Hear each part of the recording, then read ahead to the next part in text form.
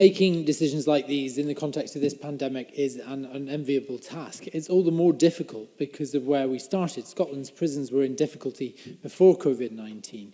We think as the party that emergency release is the right thing to do with the right protections in place. In England and Wales, the Ministry of Justice has begun temporarily releasing all pregnant prisoners and those in mother and baby units. How many people within the Scottish, can I ask the Cabinet Secretary, how many people within the Scottish prison estate are pregnant or there with their young children, and are there plans for their release with the support that they need? Hamza Yousaf.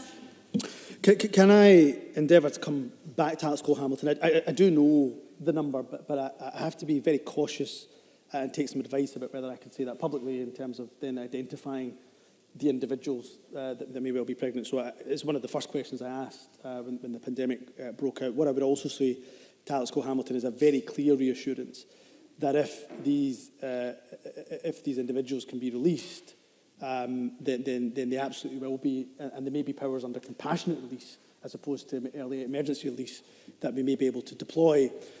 What I would also say to Alex Cole-Hamilton, and this is the very difficult conversation to have, that depending on the individual circumstances before they went into prison, for some, releasing them back out into that environment. Excuse me, Cabinet Secretary, it's difficult to hear if you're not speaking. Sure.